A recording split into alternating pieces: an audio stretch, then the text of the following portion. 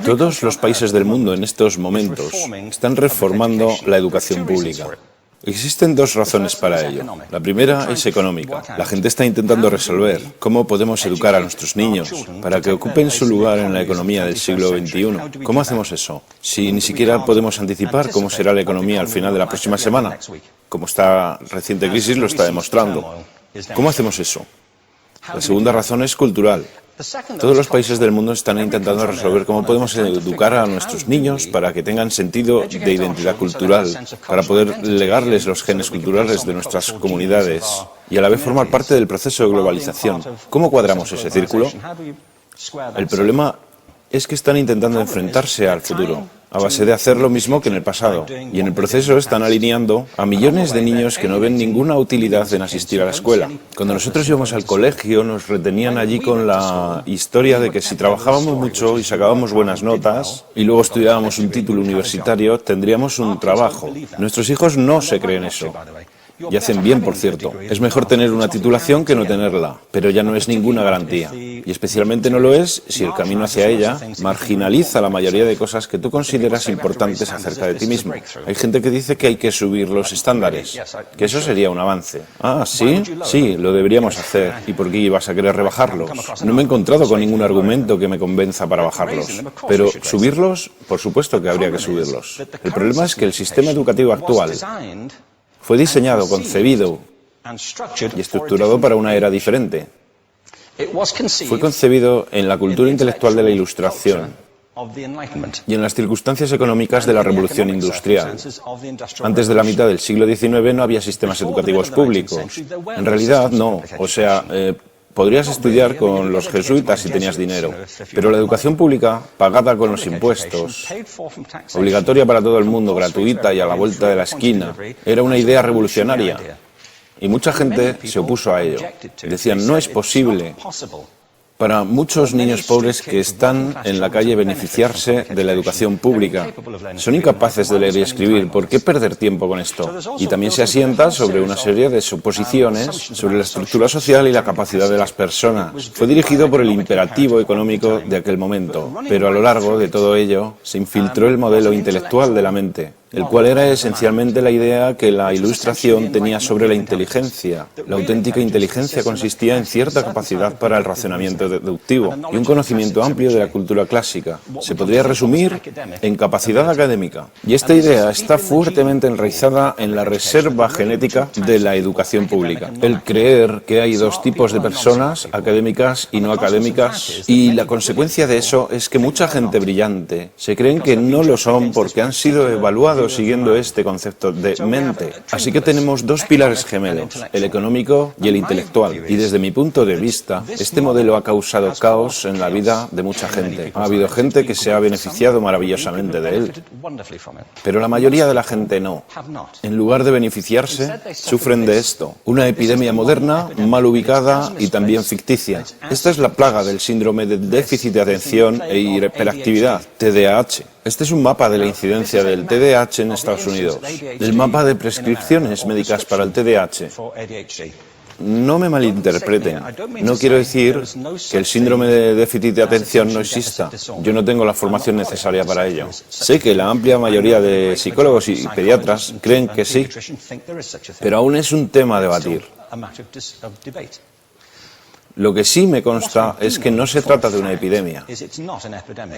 Estos niños están siendo medicados tan rutinariamente como a mi generación nos quitaban las amígdalas, por los mismos motivos caprichosos y por la misma razón la moda de la medicina.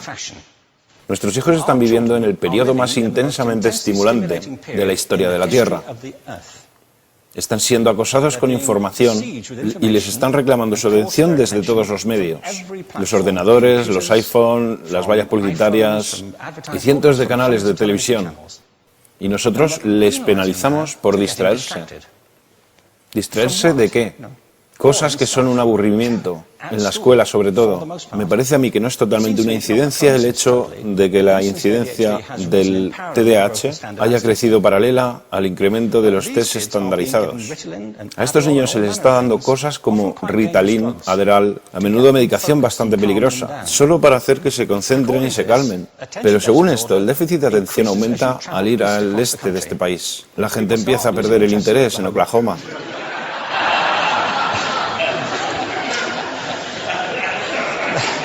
Ya casi no pueden pensar en Arkansas. Y para cuando llegan a Washington, lo han perdido completamente. Y hay distintas razones para ello. Es una epidemia ficticia.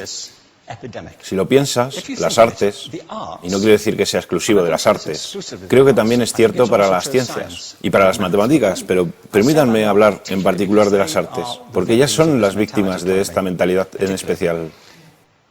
Las artes tratan especialmente la idea de experiencia estética.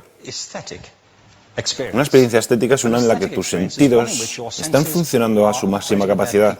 Cuando te hallas presente en el momento actual, cuando vibras con la emoción de lo que estás experimentando, cuando estás plenamente vivo. Y la anestética es cuando cierras tus sentidos y te atontas ante lo que está sucediendo. Y muchos de estos medicamentos hacen eso. Estamos haciendo pasar a nuestros hijos por el sistema educativo a base de anestesiarlos. Y yo creo que deberíamos estar haciendo exactamente lo contrario. No deberíamos adormilarlos, sino despertarlos para que vean lo que sucede en su interior. Pero el modelo que tenemos es este. Yo creo que tenemos un sistema educativo modelado del interés de la industria a su imagen y semejanza. Les daré un par de ejemplos. Las escuelas aún están organizadas como si fueran fábricas. Tienen timbres que suenan, instalaciones separadas, están especializadas por asignaturas. Aún educamos a los niños por lotes. Les hacemos pasar por el sistema según su grupo de edad. ¿Por qué hacemos eso? ¿Por qué suponemos que lo más importante que los niños tienen en común es su edad? Parece como si lo más importante de ellos fuese su fecha de fabricación, ¿no? Bueno, yo conozco niños que son mucho mejores que otros niños de su edad en distintas disciplinas, o en diferentes momentos del día, o que son mejores en grupos pequeños o en grupos grandes, o que simplemente trabajan mejor solos. Si te interesa el modelo de aprendizaje, no puedes empezar con esta mentalidad de cadena de montaje. Se trata esencialmente de una conformidad. Cuando ves el incremento de los exámenes estandarizados y de los currículos estandarizados, todo se basa en la estandarización. Yo creo que tenemos que ir justamente en la dirección opuesta. Esto es lo que quiero decir cuando hablo de cambiar el paradigma. Hay un estudio estupendo que se ha hecho recientemente acerca del pensamiento divergente. El pensamiento divergente no es lo mismo que la creatividad. Yo defino la creatividad como el proceso de tener ideas originales que tengan valor. Pensamiento divergente no es sinónimo de creatividad, pero es un componente esencial de la misma.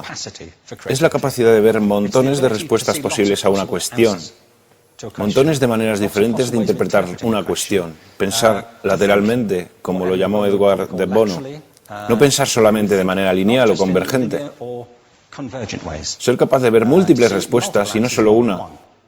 Así que yo diseñé un test para esto y voy a inventarme un ejemplo. A la gente se le puede preguntar cuántos usos se le ocurren para un clip. A la mayoría se les ocurren unos 10 o 15. A la gente que se le da bien se le pueden ocurrir 200. Y lo hacen porque preguntan, ¿el clip podría estar hecho de goma y medir 60 metros? ¿Tiene que ser un clip tal como lo conocemos? Bueno, pues diseñé el test y lo probé con 1.500 personas. En un libro titulado Más allá del punto de ruptura, y en el protocolo del test, si superabas una puntuación determinada, se te consideraba un genio del pensamiento divergente. Así que quiero preguntarles, ¿qué porcentaje de la gente que hizo el test puntuó como genio en pensamiento divergente? Y debo decir una cosa más acerca de ellos. Eran niños de jardín de infancia. Así que, ¿qué opináis? ¿Qué porcentaje de genios?